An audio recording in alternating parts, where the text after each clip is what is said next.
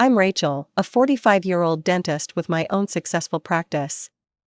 10 years ago, I made a decision that would change my life forever. I married James, a wonderful man who came with a 12-year-old daughter from his previous marriage. I had a spacious apartment with several bedrooms, so it made sense for them to move in with me after the wedding.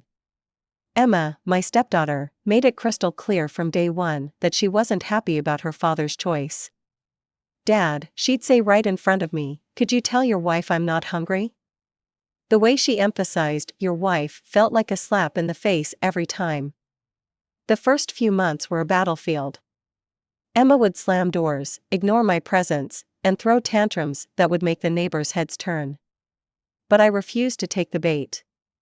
Instead of punishing her or fighting back, I chose a different approach. One evening, after another one of her outbursts, I knocked on her door. "Emma, I'm not here to replace your mother," I said through the door. "I'm just hoping we can find our own way to get along." She didn't respond that night, but something changed after that conversation. I started treating her like an adult, not a child who needed to be controlled or corrected. When she'd make snide comments, I'd respond calmly and rationally. If she wanted to discuss something with her father instead of me, that was fine too. "Dad," she said one morning, "Rachel's pancakes actually smell good." It was the first time she'd acknowledged anything positive about me, even if it wasn't said to my face. 2 years after the wedding, things started to shift. The change wasn't dramatic, more like ice slowly melting. Emma began addressing me directly, first with small requests, then with actual conversations. I made sure to include her in everything: family vacations, weekend outings, even silly movie nights at home. "Rachel," she asked one day, using my name for the first time without spite, "can I come with you and Dad to the beach house this summer?" I noticed the biggest improvement came after Emma's mother, Linda, remarried. With her own personal life to focus on, Linda stopped making those little comments that would set Emma against me. The phone calls that used to end with Emma in tears became shorter and more casual. "Mom's different now," Emma told me one evening while we were cooking dinner together. "She seems happier." I guess everyone deserves a second chance at happiness, right? Those words felt like a peace offering, and I accepted them gratefully. As I watched her stir the pasta sauce, a recipe we'd learned together, I realized we were finally becoming something close to a real family. When Emma got accepted to college, I didn't hesitate to help with the tuition. James and I had discussed it beforehand, and it felt like the natural thing to do. After all, we'd come so far from those early days of slammed doors and silent treatments. The night before she left for college, we sat on her bed, surrounded by half-packed boxes and piles of clothes. I had something important to tell her. "Listen, Emma," I said, "my brother David runs that marketing firm downtown. When you graduate, if you're interested, I'll help you get a position there. It's a great place to start your career." She hugged me then, a real, tight hug, not one of those awkward side hugs we used to share. "Really? That would be amazing, Rachel." "Thank you." During her college years, we didn't see her as often as we'd like. She'd come home for holidays and occasional weekends, but that's normal for college students. When she did visit, I made sure to cook all her favorites: my lasagna that she'd finally admitted was better than her mom's, those chocolate chip cookies she used to sneak from the kitchen when she thought I wasn't looking. "How's the business management program?" I'd ask over dinner. "Still enjoying Professor Turner's class?" She'd light up talking about her studies, her internships, her plans for the future.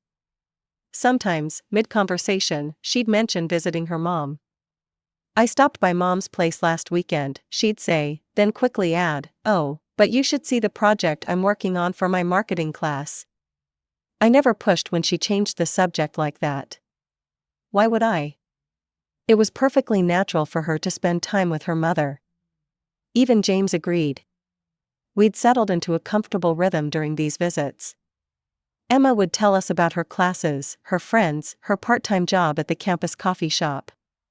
I'd cook her favorite meals, and we'd all sit around the dining table like we used to, sharing stories and laughing together. Emma said during one of these dinners, my roommate can't believe how lucky I am to have such a cool stepmom. She's always complaining about hers. Those words meant more to me than she probably realized. After all those years of struggle, hearing her casually refer to me as cool felt like winning an Olympic medal. James squeezed my hand under the table, and I knew he was thinking the same thing. One evening, as we cleaned up after dinner, Emma lingered in the kitchen longer than usual. Rachel, she said, fidgeting with a dish towel. Thanks for everything. Not just the college thing, but, everything. Time has a way of sneaking up on you. One day you're helping your stepdaughter move into her college dorm, and the next thing you know, she's wearing a cap and gown, receiving her diploma. As I watched Emma walk across the stage, I couldn't help but think about the apartment key sitting in my purse, waiting to change her life. The apartment had been my grandmother's. It wasn't huge, a cozy 2-bedroom in a decent neighborhood, but it was perfect for a young professional starting out. I'd been renting it out for years, but now I had different plans for it. Emma was chatting animatedly from the back seat about her friend's post-graduation plans. Sarah's moving to Chicago, and Mike got that job in Boston.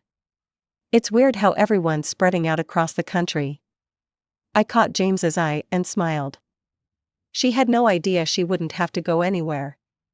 When we got home, I could barely contain my excitement. I'd asked the last tenants to move out a month ago and had the whole place professionally cleaned and painted. Everything was ready. Emma, I said as we settled in our living room, I have something for you. My hands were shaking slightly as I pulled out the keys, attached to a small silver keychain with her initials. What's this? She asked, taking the keys with a puzzled expression. An apartment, I said simply. My grandmother's old place. It's yours now. The room went completely silent. Emma stared at the keys in her hand, then at me, then back at the keys. James's mouth had dropped open. Are you serious? Emma's voice was barely a whisper. Completely serious. You'll need your own place now that you're starting your career. Maybe even a family someday. I pulled out my phone to show her pictures. It's on Cedar Street, number 542. Everything's ready for you to move in whenever you want. Emma's eyes filled with tears. She launched herself at me, wrapping her arms around my neck like she used to do when she was younger.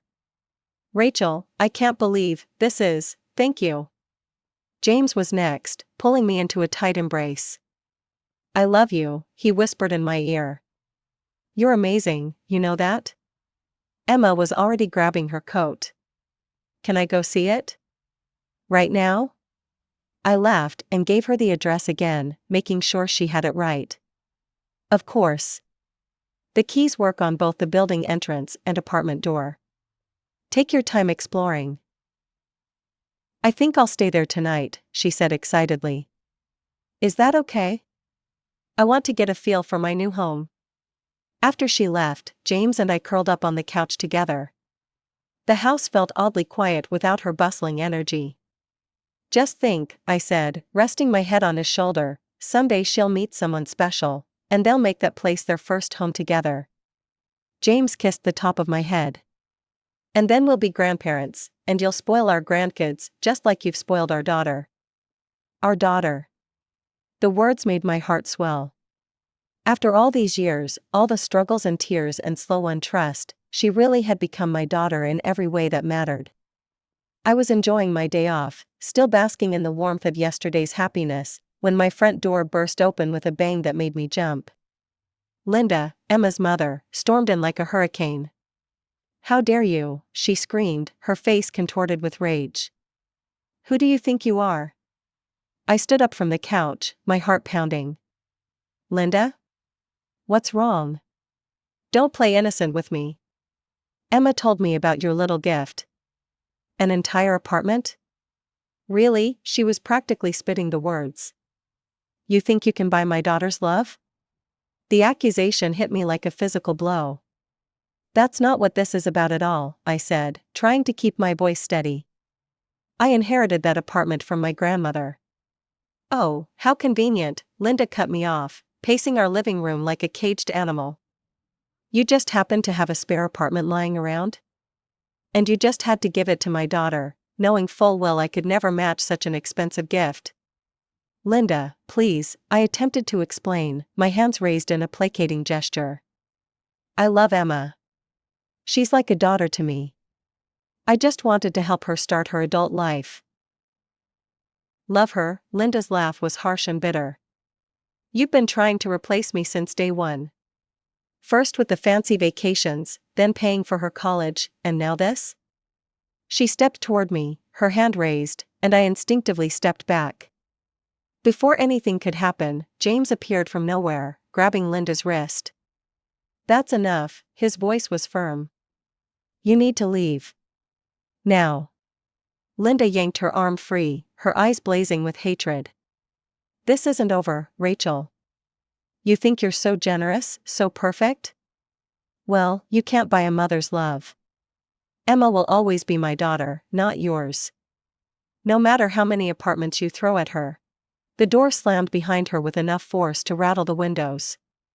I stood frozen in place, my whole body trembling. James tried to pull me into an awkward embrace, but I couldn't relax into it. My mind was racing, replaying Linda's words over and over. Had I really been trying to buy Emma's love all these years? Was that what everyone thought? She's wrong, James said softly, but something in his voice sounded uncertain. You know she's wrong, right? I nodded mechanically, but inside, I felt like my whole world had started to crumble. 10 years of building trust, of careful steps forward and occasional steps back, all reduced to accusations of bribery and manipulation. Emma showed up the next morning, looking like she hadn't slept. She shuffled into the kitchen while I was making coffee, barely meeting my eyes. Emma, about yesterday. I started.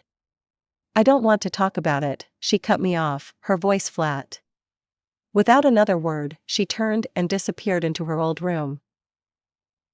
I stood in the kitchen, coffee pot in hand, listening to her door click shut. The sound felt final somehow, like a judge's gavel coming down. Throughout the day, I could hear her fingers tapping against her phone screen, probably texting someone, her mother, I assumed. When Emma finally emerged for dinner, the silence had morphed into something worse. She pushed her food around her plate, phone still clutched in her left hand, before suddenly announcing, I'm throwing a graduation party at La Maison next weekend. Relief flooded through me. Finally, a chance to move past this awkwardness. That's wonderful. I can help you plan everything. La Maison is expensive, but we can. No, Emma interrupted, her voice sharp as broken glass. My real mother is paying for it. The way she emphasized real made my stomach clench. Not just mom or mother, but real mother, like she was deliberately drawing a line between us. Later that night, I told James about the conversation. The way she said real mother, it was like she was trying to hurt me. You're reading too much into this, he said, patting my hand absently. She's just stressed about everything that's happened.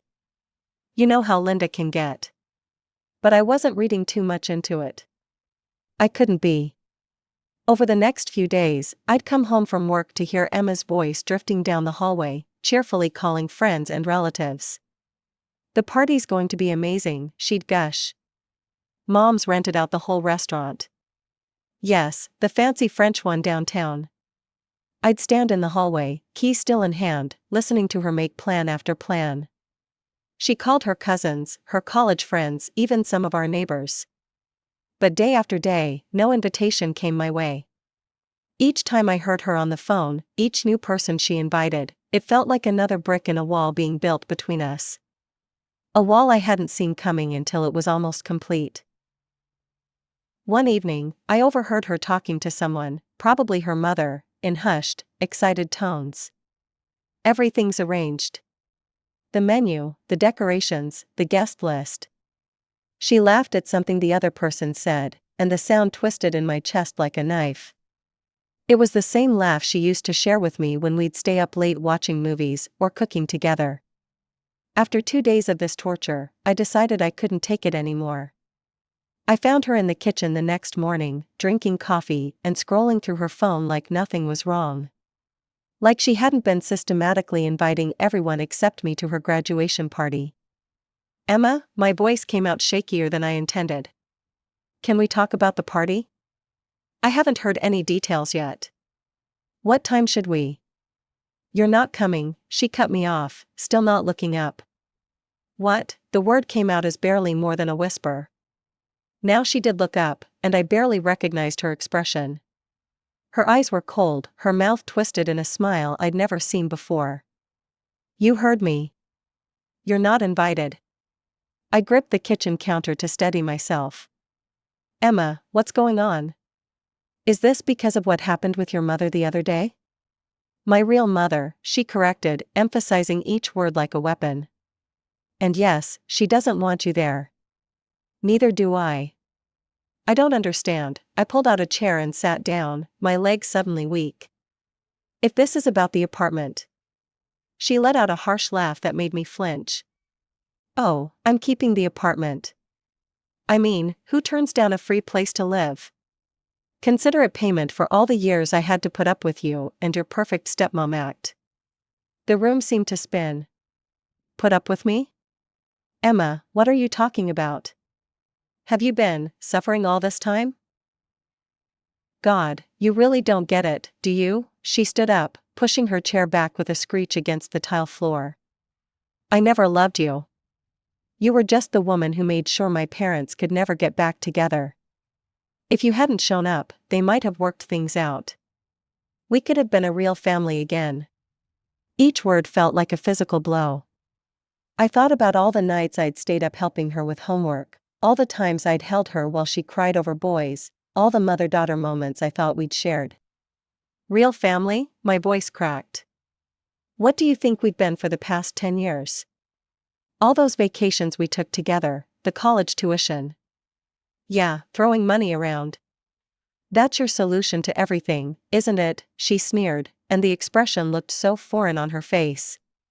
"Fancy trips, expensive gifts, paying for college, and now an apartment.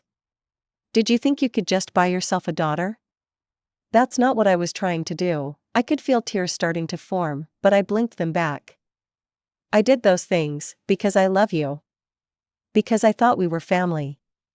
"Family?" She laughed again, that horrible, mocking laugh. "My mom is my family. Dad is my family. You? You're just the woman who came along and ruined everything. And now you're trying to buy my love with an apartment?" I felt like I couldn't breathe. All those years, was any of it real? "The party's on Sunday at 7, she said instead of answering, walking toward her room. "Don't show up. You're not welcome." The door slammed so hard the photos on the wall rattled, photos of us at her high school graduation, at Christmas, at the beach. Moments I'd treasured that now felt like elaborate lies. The coffee in the mug had long gone cold, but I couldn't bring myself to dump it out. It felt like dumping out the last 10 years of my life. That evening, I waited for James to come home, my hands shaking as I rehearsed how I'd tell him about Emma's cruel words. When he finally walked through the door, the story spilled out between sobs I couldn't control. "I'll talk to her," he said immediately, heading straight to Emma's room without even taking off his coat. I sat in the kitchen, hands wrapped around a cold cup of coffee, waiting. The minutes crawled by like hours. When James finally emerged, I looked up expectantly, hoping for support, understanding, anything that would make this nightmare better. "Rachel." He wouldn't meet my eyes, and my heart sank before he even finished speaking. "Emma has some valid points.